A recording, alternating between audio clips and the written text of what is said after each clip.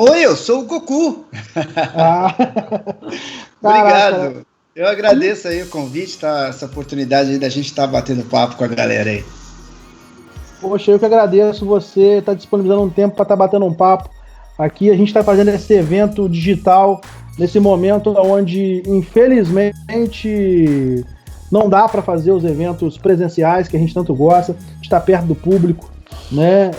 Você é um dos dubladores que mais participa de eventos pelo Brasil todo, então tenho certeza que você também deve estar com saudade desse calor humano de estar perto, frente a frente com a galera que curte seu trabalho.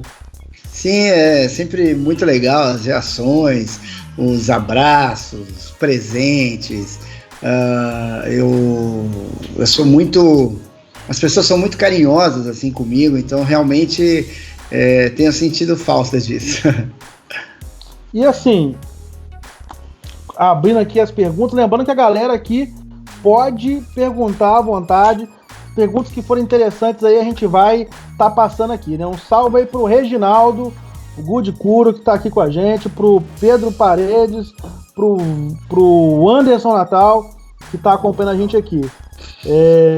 Primeira pergunta: como o cara que faz a voz do Goku e de muitos galãs acabou por fazer a voz do Bob Esponja? Pois eu pedi para fazer o teste, eu não ia ser chamado para o teste, justamente por ninguém imaginar que eu fazia voz caricata, né? Mas eu sempre gostei muito de desenho, sempre gostei muito de humor, e aí eu tava vendo o vídeo, né, de um episódio que chegou na Alamo justamente para ser feito o teste, e eu fiquei olhando ali, fiquei assistindo, achei muito engraçado, mas assim, não sabia nem o nome da série. Era uma série como outra qualquer, um desenho como outro qualquer que tem teste e assim, a gente faz. Isso faz 20 anos, né? Então, pedi para fazer o teste, totalmente desacreditado, e até por isso eu fiz questão assim, ali de dar o meu melhor mesmo no teste, e acabei sendo escolhido, né, pela Nickelodeon para fazer a voz do Bob. Fiquei muito feliz, mas na época eu fiquei muito mais feliz por ter superado o desafio, né, ter mostrado para as pessoas que eu podia ter feito aquele teste, do que necessariamente porque era o Bob Esponja, porque naquela época Bob Esponja não queria dizer absolutamente nada para ninguém. E como seria o Bob Esponja mandando um salve aí pra galera que tá online aqui no LiveCon? Fala galera, aqui é o Bob Esponja Calça Quadrada, um beijão instaladão diretamente da fenda do biquíni para todos que estão acompanhando a LiveCon. Foi completamente diferente do Goku. Mandar um abraço pro Paulo Roela, que tá aqui com a gente, pro Alexander Gonçalves, que também tá aqui com a gente. São mais de 20 anos como a voz do Goku. Como você descreve o Goku hoje? Depois conhece intimamente o Goku, né? Ele no Super, ele tá bem diferente, assim, né, do Z, eu acho. No Super ele tá mais descontraído, mais moleque, mais descompromissado, tá mais brincalhão, assim, foi a impressão que eu tive, assim, ele tá mais infantil, vamos dizer assim.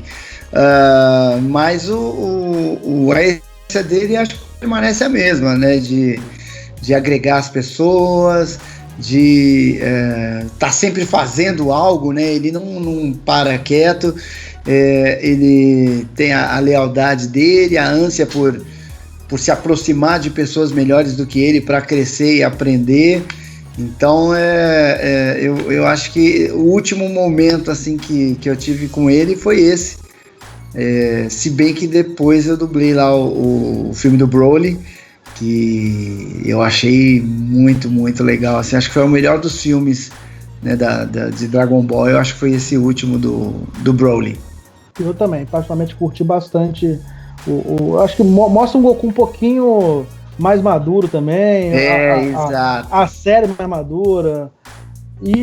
Falando em Dragon Ball ainda, o jogo Dragon Ball Fighting Z, que é um excelente jogo de luta, eu acho que o maior pecado desse jogo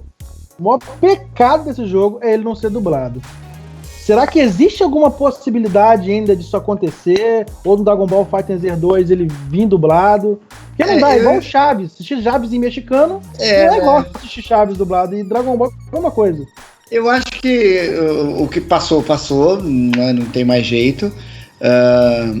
Mas assim, realmente a franquia Dragon Ball teve uma dublagem que foi muito aceita, assim, foi muito, acho que marcante, se tornou um clássico junto com o Dragon Ball, né? Realmente foi uma dublagem que foi querida por todos.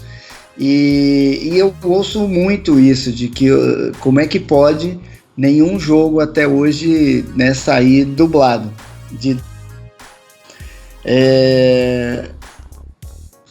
Precisava haver uma pressão bem grande, bem forte do público, dos fãs, para que os produtores, enfim, desenvolvedores fizessem essa ação de fazer a versão em português, porque eles fazem em inglês, né?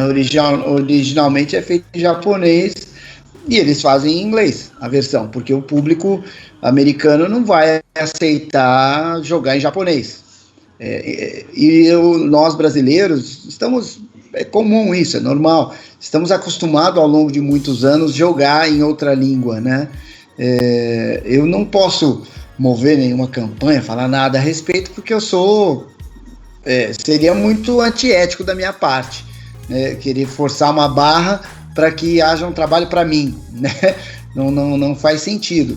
Mas é um dos sonhos que eu tenho de dublar alguma vez um game de Dragon Ball, né? Visto que eu dublei tanta coisa há tantos anos fazendo, é o personagem que eu mais gosto e o que mais marcou minha carreira, e eu sei que as pessoas amam o Goku de uma forma muito intensa.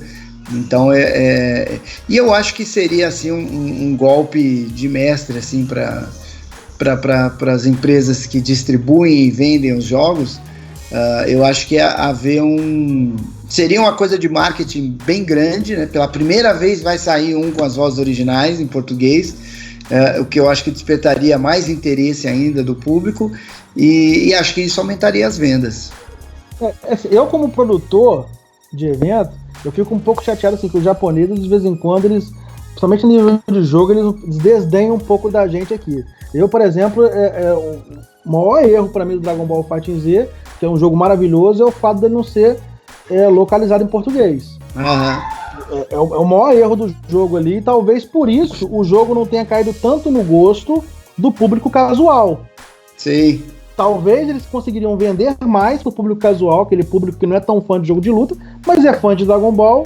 Exato. E que ia curtir muito mais a versão história, por exemplo, com as vozes que fazem tanto sucesso aqui no Brasil. Tem um pessoal aqui no YouTube aqui, mandar um salve pro Chablau Games, tá falando que tá com saudades de eventos.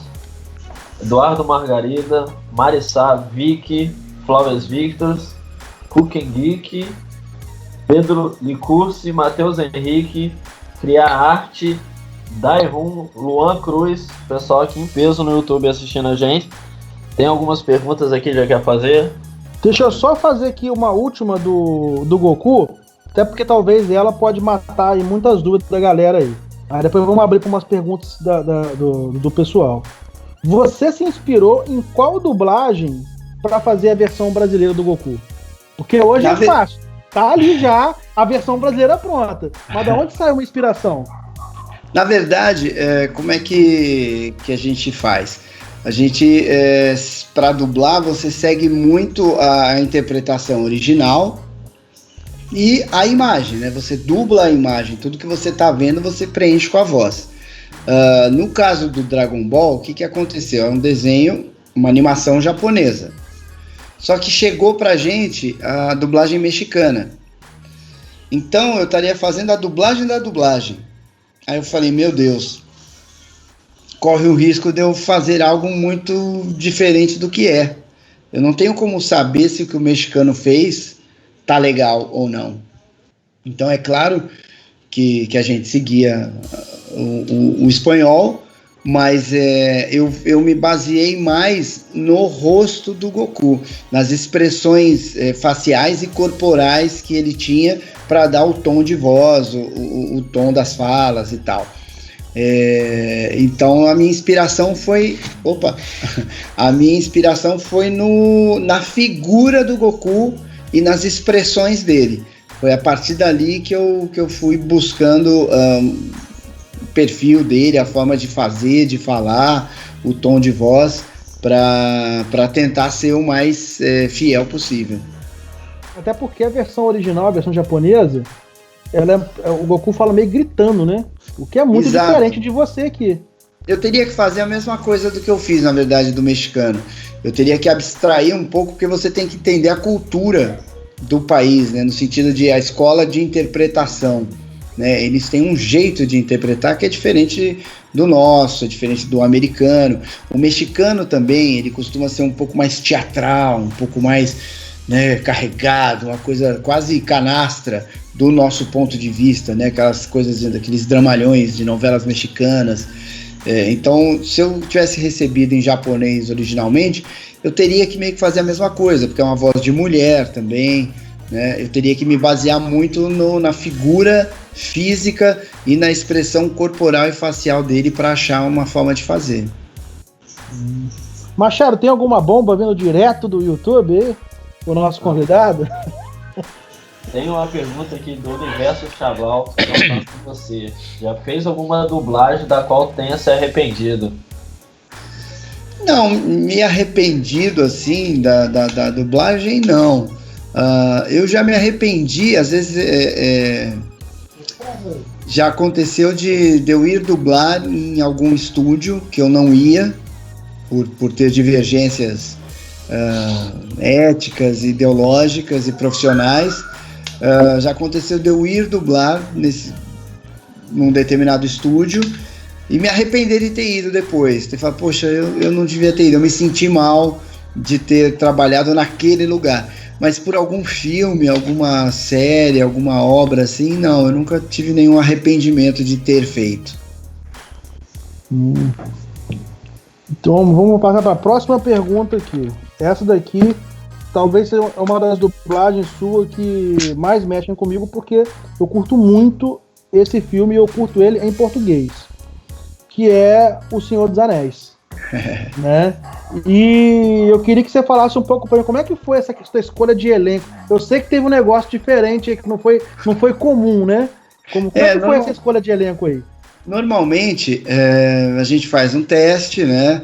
O estúdio recebe alguns vídeos específicos para teste, então são cenas, você não recebe o filme, recebe cenas específicas para fazer teste para determinados personagens que estão estabelecidos pelo cliente. Aí o estúdio escolhe ali 3, 4, 5 vozes para cada personagem, os atores vão até o estúdio, dublam aquela cena e aí vai para o cliente, pode ser aqui no Brasil, hoje em dia cada vez mais é fora do Brasil, alguém responsável pelo departamento de dublagem, vamos dizer assim, escolhe as vozes. No caso do Senhor dos Anéis, foi uma coisa bem marcante, diferente, porque foram escolhas feitas pelo próprio Peter Jackson. Então isso assim, já é bastante representativo, né? Já é uma coisa muito legal, porque a dublagem, né, é importante ter esse entendimento que ela não é um subproduto do filme, ela é uma continuidade do processo criativo do filme, né? O filme não acaba depois que ele está pronto. Aquele filme, a ideia de quem cria é que aquilo atravesse o mundo, e a dublagem faz parte dessa continuidade de um projeto artístico. E aí quando um cara desse calibre e que está essencial e fundamentalmente envolvido no sucesso do projeto, coloca ali o seu dedo para pensar as vozes que vão fazer, isso deixou todo mundo já muito feliz. E a partir daí nós já começamos o trabalho com muito mais muito mais orgulho, com muito mais vontade e tal, porque às vezes a pessoa que escolhe as vozes é um cara, sei lá, que vem do marketing ou de uma área administrativa, então às vezes ele não tem a sensibilidade artística nenhuma, às vezes ele escolhe simplesmente por um timbre de voz, e não é isso que determina o perfil psicológico e emocional de um personagem. E eu queria te fazer uma pergunta. Você já foi o Ronald McDonald, né? Sim, fui durante alguns anos. Eu tinha 20 anos, 21 mais ou menos. Eu fiquei como Ronald. Eu confesso que a minha memória é muito ruim nessas questões de tempo, linha do tempo. Mas eu acho que eu fiquei uns 5 anos, talvez, fazendo o Ronald McDonald. E foi um personagem assim incrível, uma das melhores coisas que eu fiz na vida. Por quê? Porque primeiro que eu fui em escolas, hospitais e restaurantes do Brasil inteiro como Ronald. Segundo que é muito legal esse contato com criança, e também você como Ronald, você tem que ter sensibilidade para não falar bobagem, para não falar nada muito dúbio ou de mau gosto, para não cometer erros de português. Eu tinha que entreter crianças pequenas, crianças maiorzinhas, adolescentes, pai, mãe, avô, deixar o restaurante, né, os funcionários, ou no caso de uma escola, de um hospital, os funcionários envolvidos na apresentação. Então eu tinha que ter muito jogo de cintura, muita percepção e sensibilidade para poder fazer o show, poder fazer as brincadeiras e fazer com que todo mundo entrasse naquele clima, né, de alegria, de show, de os adultos, né, quebrar a vergonha e tal. E também em áreas pobres, em áreas ricas, em setor de crianças com câncer, enfim. Era uma diversidade muito grande de público e situações, e com as quais eu tinha que aprender a lidar, e sempre de forma positiva, de forma alegre, de forma respeitosa, de forma engraçada também. Então foi uma experiência assim, artística fora de série, assim, fez muita diferença assim, na minha vida. Porque a princípio a gente pensa só que é o palhaço de uma rede de fast food, mas não era um personagem extremamente rico, que enfrentava desafios artísticos bem altos diariamente. Tem um amigo aqui, o Geisso, né, o JF, queria ver o Jack Chan brigando com o Goku. Eu fico imaginando, né? Seria o Jack Chan que saindo correndo falando mal dia, mal dia, mal dia. O Jack Chan é mais da paz, né? Ele não que o Goku não seja, mas o Goku curte uma luta, né? Curte uma batalha. O Jack Chan é só se necessário. Mas seria tipo isso, na hora que o Goku, aquele cabelo dele de Super Saiyajin começasse a explodir ali em fogo, em chamas, e ai, mal dia, mal dia, mal dia, mal dia! Gente, me ajuda! O Flores Victor está perguntando aqui: lembro de ver muitas dublagens suas no Estúdio Gabia. O mesmo existe ainda? Sim, o Estúdio Gabia ainda existe. Eu não sei exatamente quais são os clientes, para onde eles trabalham, né? Onde é que, em que plataformas ou canais a gente consegue achar trabalhos com versão brasileira Gabia. Mas existe sim, funciona, trabalha, conheço os donos, a Carla Gabia, que é quem mais toca a operação do estúdio, é uma pessoa muito bacana, muito querida, e eventualmente, bem pouquinho, mas eventualmente a gente se fala. Wendel, estamos falando aqui de dublagem de personagens mais de filme, desenho, mas a gente sabe que você dubla o Lee Sin no League of Legends. Além de fazer, quando sai um novo campeão, você faz a apresentação também. Como que é essa experiência de dublar um jogo? É diferente? Como é que é dublar League of Legends? Eu posso ouvir você teclar. Essa é uma das falas do Lee Sin. Cara, primeiro, falando do Lee Sin particularmente, eu sou muito grato, porque quem me me indicou para dublar, para fazer a voz desse personagem, foi o público. Não foi o cliente, não foi o departamento de marketing, não foi os responsáveis pela parte artística, foi o público que começou a colocar num post deles no YouTube e talvez no Facebook, que queriam alguém colocou lá que devia ser o Wendel Bezerra e virou um efeito cascata. E aí entraram em contato comigo, falaram, meu Deus, quem que é esse cara aí? Vamos chamar ele então para fazer. E a partir dali a gente começou uma relação muito bacana com a Riot, porque eles começaram a dublar na Unidub os personagens seguintes, gostaram lá da nossa estrutura, do nosso trabalho, do nosso atendimento, e aí eles resolveram migrar para a Unidub, onde a gente grava até hoje os personagens, os campeões, né? E inclusive quando começou a ver esses vídeos do campeão em destaque, eles me chamaram para fazer e eu fui lá, fiz, e aí foi legal que teve uma aceitação muito grande do público de LoL, né? E aí eu passei a fazer sempre que algum campeão novo surgia e tal, eu gravava os vídeos. Quando eu tô viajando, já aconteceu algumas vezes de eu estar viajando, eles chamam o Marcelo Campos, mas fazem questão de dizer que, ó, é o Wendel, que ele não tá aqui hoje, hein? Então isso é muito legal, fico bem contente com isso. Bom, o Wendel, tem aqui o nosso amigo Carlos Thiago Amaral, fazendo a seguinte pergunta. Estou vendo The Office recentemente. Me divirto muito com sua dublagem como Ryan e do Alfredo Rolo, como Jim. É uma ótima série de comédia. Ele tá perguntando se foi divertido dublá-la. Ah, sim, nossa, não, era uma série muito boa mesmo, é muito boa, é muito engraçada. O Ryan, que é o estagiário que eu dublava, né, ele entrava pouco, não era um personagem que entrava tanto, assim, só teve uma época lá numa temporada qualquer que aumentou um pouquinho a participação dele, mas eu gostava muito de fazer, muito engraçado, como eu já falei aqui, eu gosto muito de humor, e a gente se divertia, assim. Pena que, assim, quando a gente dubla, você vê só as cenas em que você fala.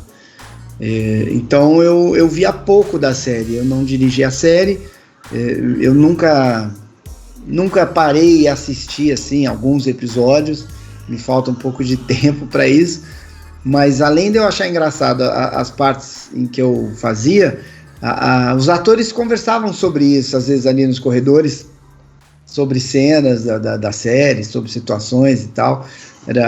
Foi um trabalho muito legal de ter feito parte. E você, no caso do seu estúdio, foi o responsável aí pela dublagem do MK11, né? E assim como o MK11, tem vários trabalhos onde tem o sigilo envolvido, você não pode deixar vazar nada. Como é que funciona? Como é que faz para guardar segredo num projeto que às vezes envolve muita gente? Bom, logo de cara, mesmo por e-mails com o cliente, às vezes uma vez só é mencionado, mas depois em todos os outros momentos, em troca de e-mails e tudo, é sempre em codinome, né? Nunca se usa o nome real do projeto. Tem sempre um nome fantasia, sei lá, tipo Pegasus. Estou inventando um nome agora. Então a gente já sabe que toda vez que estiver falando de Pegasus, nós estamos falando de Mortal Kombat 11, por exemplo, né? Essa informação, então o nome MK11 não aparece em lugar nenhum, nunca. Não é a equipe inteira sei lá, os funcionários, né, de produção e tal, não é todo mundo que sabe, a maioria inclusive nem sabe do que se trata, sabe que estão gravando um game. E os atores, alguns percebem quando vão gravar, em função de, né, no caso, tem nomes de outros personagens, tem referências assim, mas todo mundo assina contrato, né? Tem um contrato de confidencialidade que é assinado e que hoje em dia cada vez mais os atores sabem que isso é uma condição para você fazer parte do mercado, Se você quiser fazer parte do mercado, ser um profissional, trabalhar em vários outros projetos e tal, é fundamental, é crucial que você lide com essa questão de confidencialidade dos projetos. Mas mesmo assim, e tem outras coisas, né? Não pode, lá no nosso caso, não pode entrar no estúdio com celular, tem um monte de restrições que tentam garantir a segurança dos projetos. E é dessa forma que a gente trabalha com quase todos os projetos, tanto de games quanto de filmes. Tem filmes também que tem codinome. Galera, a gente está chegando já aqui na reta final do nosso bate-papo, então você que tem alguma pergunta, quer colocar, manda aí pelo Facebook ou manda pelo YouTube, que a gente vai ver aqui se a gente consegue fazer alguma delas. O José tá perguntando aqui, você é conhecido muito por dublar o Goku em animes, né? Mas a gente sabe que você dubla outros animes. E o José tá perguntando como foi dublar o Sanji em One Piece. Esse é um personagem muito legal, né? Eu gostava bastante de fazer o Sanji, porque ele é engraçado, né? Aquela questão dele ser paquerador, né? Dele ficar doido com as mulheres. E aí porque ele tenta fazer uma linha meio elegante, meio machão, meio dono de si, razoavelmente ameaçador e tal.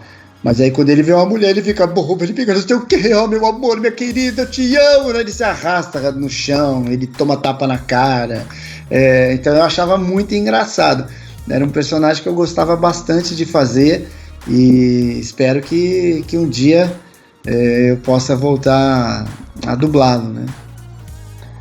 Assim, o Wendel, você é dono de um estúdio de dublagem, né? Então agora a pergunta vai para os jovens padawans aí, para os jovens que se interessem em algum dia ingressar no mercado de dublagem, querem ser dublador. Aqui do meu lado tem um aqui, ó, o Pedro, que está fazendo curso de dublagem lá no Rio.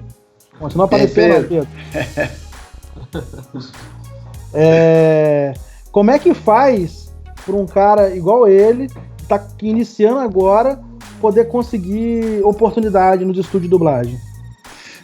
A dublagem é um trabalho muito difícil de ser executado e a gente trabalha num nível de produção muito alto. Então é preciso uma qualidade técnica boa, uma interpretação boa e um ritmo ágil.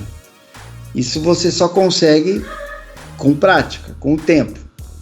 Então, as chances iniciais, elas vão ser bem pequenas, mas precisam ser muito aproveitadas, para que você consiga ir conquistando seu espaço, conquistar a confiança de um diretor, esse outro diretor te indica para outro. Então, é um caminho um pouco demorado e de trabalho de formiguinha, porque a exigência de produtividade e qualidade é alta. Daí a dificuldade, né, de você entrar e se desenvolver. O caminho é você se preparar como ator o máximo possível, né, fazer cursos de teatro, cursos de interpretação, cursos de voz, tudo que for te acrescentar como ator é fundamental, porque a gente não está ali imitando ou fazendo vozes. Você está interpretando personagens, né? Você está transferindo características emocionais de um personagem, só que de uma língua para outra. E então, o máximo que você puder se aperfeiçoar, se aprimorar como ator, vai ser importantíssimo lá na frente. É preciso fazer curso de dublagem, como o Pedro está fazendo, né? Ele já deve saber um pouco, porque você precisa conhecer a dinâmica do trabalho. Você precisa até saber se você realmente tem queda para aquilo, porque às vezes você faz, todo mundo te diz, você devia ser dublador, a tua voz, o jeito que você faz, aí você chega lá, você descobre que é completamente diferente e de repente você não tem a menor aptidão para fazer aquilo. Eu costumo até comparar que é como se você sempre foi bem nos videogames, e aí tira a carteira de motorista e você, de repente, vai lá, bate na porta da Ferrari e fala, putz, eu mando bem pra caramba, eu ganho em todos os circuitos e tal, então acho que eu seria um bom piloto, né? São coisas completamente diferentes. A dublagem é meio que por aí. Então o curso te ajuda a definir realmente sua aptidão, a desenvolver sua aptidão e a você conhecer qual é o processo de trabalho, quais são os termos usados, qual é a dinâmica e a conduta dentro do estúdio na hora do trabalho, porque como a gente trabalha num ritmo muito grande de produção, não dá para você colocar alguém ali que não sabe nada e tentar aprender na hora. Isso vai emperrar o trabalho, não vai sair e aí você até queima aquela oportunidade que você teve por falta de preparo. Sim. Pra gente encerrar aqui, Wendel, umas rapidinhas onde eu vou dar 2 opções e você vai escolher uma. Pode ser? Vamos tentar, se tiver a terceira opção, eu tô ferrado aqui. Vamos lá, ó. Goku Kaioshin ou Goku Deus da Destruição? Pô.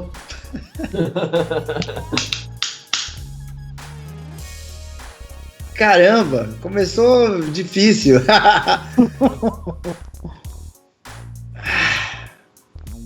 Goku Kaioshin. Marvel ou DC? Cara, essa eu vou ter que passar e vou te dizer por quê. As pessoas, a minha mulher fica doida com isso. Eu nunca sei quem são os personagens da Marvel e quem são os personagens da DC.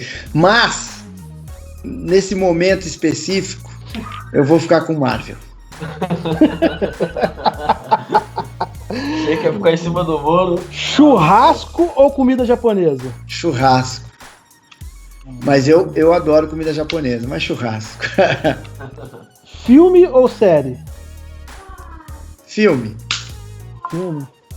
E para encerrar, gostaria que você mandasse um recado para nossa galera aí, né? Nesse momento a gente vai fazer aquela Genkidama aí para que essa coronavírus passe logo, né?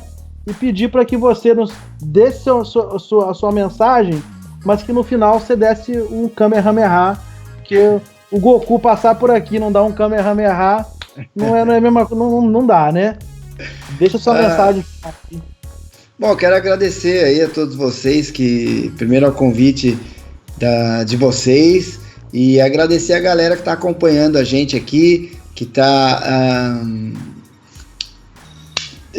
dando o seu tempo aí do seu dia, do seu domingo para me ouvir aqui, para bater um papo. Muito obrigado, desejo que logo a gente saia dessa situação, desejo saúde aí para todo mundo, sabedoria, que tomem cuidado, que respeitem a si mesmo, mas também ao próximo, usando máscara, e é claro, vamos lá, né? Todos os seres vivos, por favor, me emprestem sua energia. Você, onde quer que esteja, levante seus braços e me emprestem sua energia. Isso! Todos me mandem sua energia para que possamos formar a poderosa Genkidama. Agora sim, posso sentir! A poderosa Genkidama foi formada. Uma energia totalmente do bem. E vamos espantar de uma vez por todas esse coronavírus do nosso planeta, especialmente aqui do Brasil, para que a gente possa voltar a viver de forma harmoniosa, olhos nos olhos, e podermos todos nos abraçar mais uma vez. Agora sim, com um Kamehameha aumentado 10 vezes, vamos espantar de vez o Covid-19. Kamehameha!